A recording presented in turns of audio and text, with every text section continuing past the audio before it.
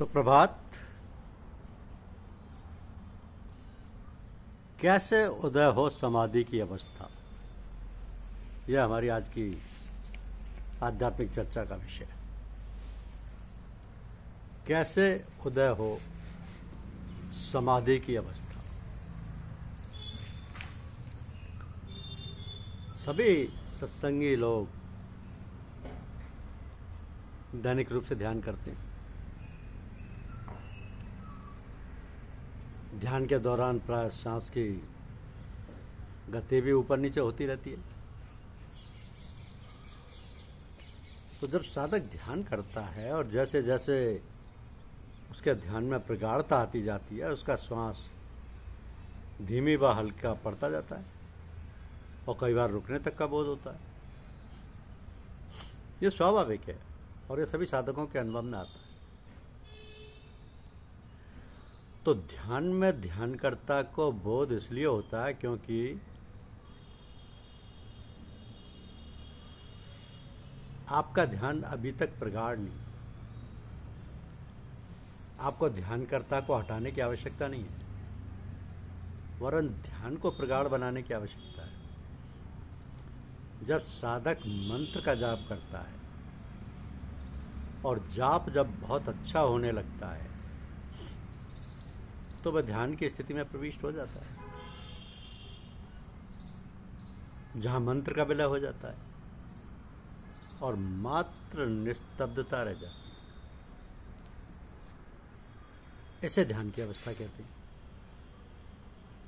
और जब ध्यान की अवस्था प्रगाढ़ होती है तो समाधि की अवस्था उदय होती है। इस अवस्था में ध्यानकर्ता और ध्यान की विधि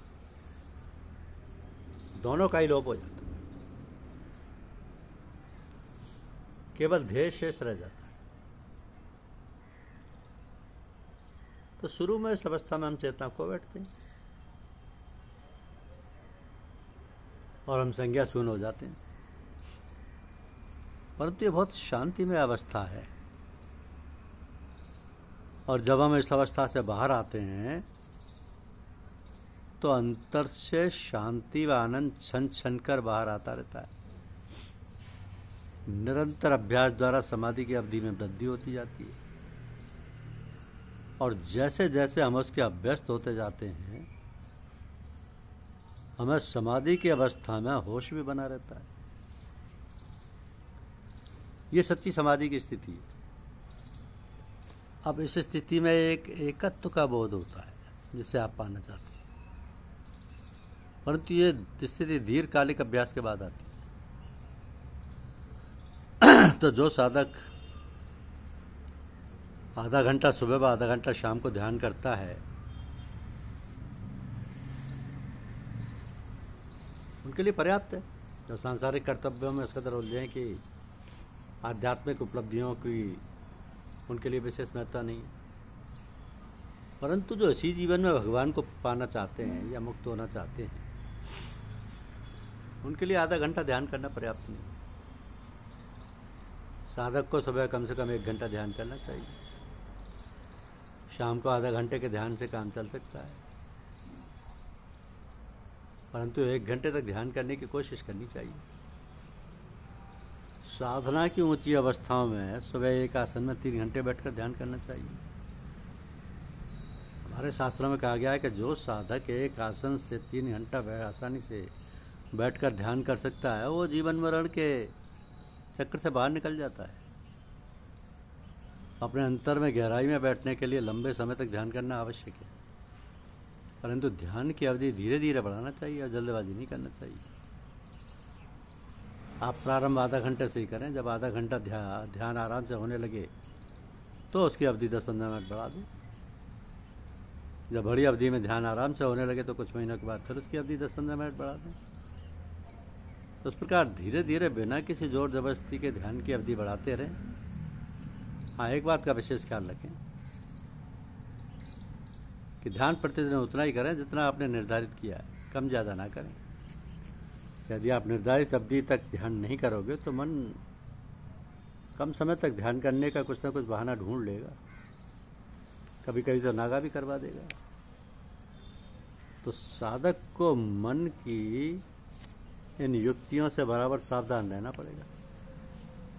साथ ही साथ आप प्रतिदिन एक ही समय पर एक ही स्थान पर ध्यान करें तो अच्छा रहेगा। अब ये नियम गृहस्थ और सन्यासी सबों पर लागू होते हैं। एक गृहस्थ को अपने सभी कर्तव्यों का पालन करते हुए मुक्ति की ओर अग्रसर होना। तो एक गृहस्थ के लिए आवश्यक है कि वह अपनी परिस्थितियों के लिए प्रति स्वस्थ दृष्टिकोण विकसित करें और यह सोचें कि जो भी परिस्थिति उसके समक्ष आ रही है वो उसके भले के लिए ही है, या जो अच्छी या बुरी, वांछनीय या अवांछनीय परिस्थितियाँ उसके समक्ष आती हैं वो उसके पूर्व कर्मों का फल ही है और उन्हें भोग कर ही उनसे मुक्ति पाई जा सकती है। तो गृहस्थ साधक को ब्रह्मचर्य का भी पालन होना चाहिए, करना चाहिए। इस विषय में अति करना भी आध्यात्मिक प्रगति में बाधक है। ये कहा जाता है कि संत महात्मा शांति के संस्कार पैदा कर सकते हैं और सांसारिक संस्कारों को साफ कर सकते हैं। ये सच है कि संत सांसारिक संस्कारों को साफ करके शांति और आनंद के संस्कार बना सकते हैं। तो इसके लिए संत महापुरुषों को साथ करना चाहिए। साधक यदि संत के सानिध्य में खाली व एकाग्र होकर बैठता है तो उसके दिल व दिमाग पर अनूठा प्रभाव पड़ता है। संतों में सदा प्रवाहित होने वाली आत्मधार साधक के अंतर में प्रविष्ट होकर विचारों को व संस्कारों को नष्ट कर देती है और मन को अंतर्मुखी कर आत्मिक आनंद का भान करा देती है। तो जिसे संतमत कहा जाता है, साधक अपने प्रयास और गुरु कृपा से के मिलन से आध्यात्मिक प्रगति करता है।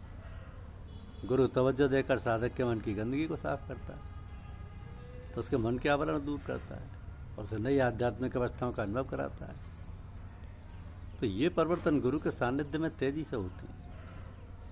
परंतु गुरु से स्नेह संबंध बना रहे तो दूर जाने पर भी आंतरिक सहायता मिलती रहती है। साधक का यह प्रयास होता है कि वह अपने अंतर में हो रहे इन परिवर्तनों को अपनी चेतना में रसा बसा ले। इसे एक उदाहरण के माध्यम से ऐसे समझिए कि एक धोबी आपके कपड़ों को धोकर साफ सुथरा कर सकता है, परंतु उन्हें जल्दी फिर ना गंदे होने देना आपके ऊपर है। शुद्ध पवित्र जीवन यापन करके, यम नियम का पालन करके और नियमित ध्यान करके हम सत्संग के प्रभाव को अधिक समय तक अपने अंदर बनाए रख सकते हैं। तो साधक को सांसारिक व्यक्तियों से अनावश्यक मिलना जुलना नहीं चाहिए, क्योंकि ऐसे मेल जोल से मन पर बुरे प्रभाव पड़ सकते हैं, जिससे साधना में बाधा पड़ जाए। हमें उनसे उतना ही मिलना चाहिए जितना आवश्यक हो, इससे अधिक नहीं। जब लोगों से मिलना भी पड़े तो ख्याल में रहे कि उस समय तो अध्यात्म ध्यान अवस्था बनाए रखें या गुरु का स्मरण बनाए रखें। जब आप ख्याल का आवरण बनाकर दूसरों से मिलते हैं तो उसके दुष्प्रभाव से बचे रहते हैं। हाँ, हम ख्याल लोगों से मेल जोल बढ़ाना चाहिए, इससे ईश्वर प्रेम में अभिवृद्धि होती है। सबसे अच्छा सत्पुरुषों का सानिध्य जो आपको परमात्मा में लेकर चले, जो अपने आप को परमात्मा में लेकर चले, ऐसे सत्पुरुषों का सानिध्य तो महान है। धन्यवाद। यूट्यूब चैनल को लाइक और सब्सक्राइब अवश्य कीजिए। शुक्रिया।